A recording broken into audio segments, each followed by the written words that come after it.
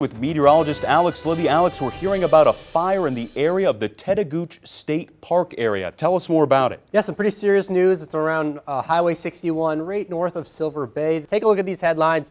Cold, cold, and more cold, and I'll tell you exactly why.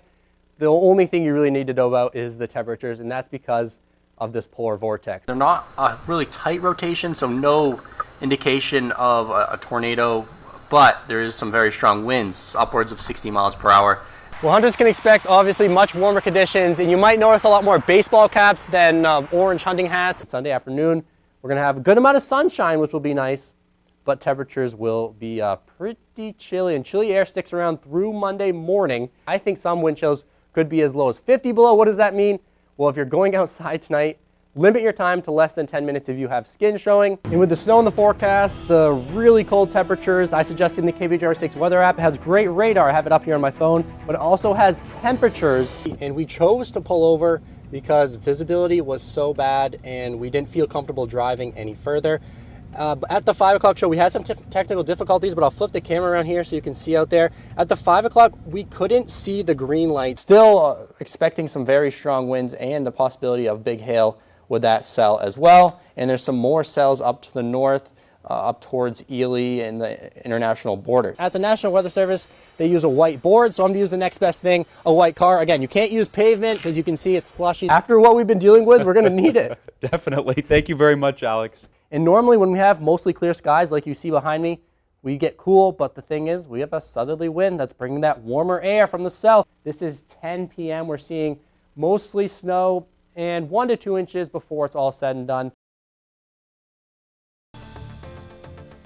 Well, on our doorstep is some really nice weather where you could get outside and play some basketball with temperatures getting warmer, plenty of sunshine, especially today. A little bit cool today. Temperatures are sitting in the 40s for highs, 30s right now, but we'll get into the 40s. And as we see temperatures really getting warmer by the hour. We were at 32 just around 20 minutes ago here in Canal Park. Well, now temperatures right around 36 degrees, and we do have that south wind around 5 to 10 miles per hour, but it will be ramping up as we have this high pressure system directly over us. So right now, not a lot of wind. We're just seeing really calm conditions with high pressure directly overhead. But as that high pressure moves off to the east, we start to see some pretty gusty winds. I always like to talk about these isobars clumped together. Well, whenever we see that, whenever I see that, it's going to be windy. We're going to see windier conditions this evening and especially into the day on Friday. The good news with this wind, though, the direction. It's coming out of the south, and that's going to usher in a lot warmer temperatures. And Friday, we'll see temperatures getting up into the 50s. Some will see 60s. Friday evening, we have this cold front going through, but the effects of that will stay up in Canada. We're going to still see mild conditions, no cooler temperatures behind that cold front as we have another area of high pressure moving in just in time for the weekend. So you really can't get a better stretch of weather than what we're going to be seeing over the next few days. I want to talk about temperatures. So highs today, right around 40 in Duluth, low 40s off to the west, right around 40 for northwest Wisconsin as well.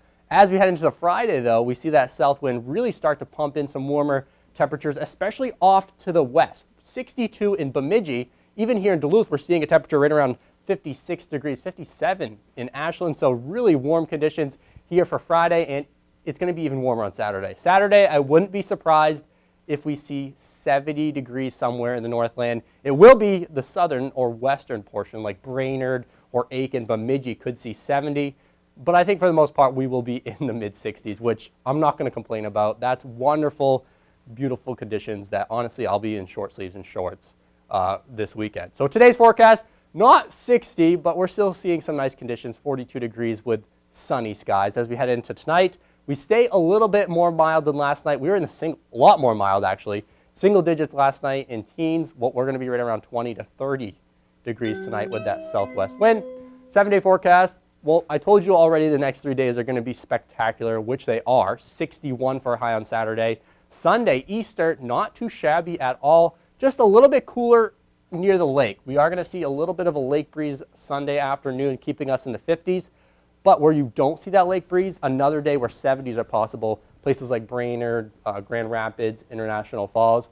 And then, I mentioned thunderstorms in the forecast. Well, they show up on Monday.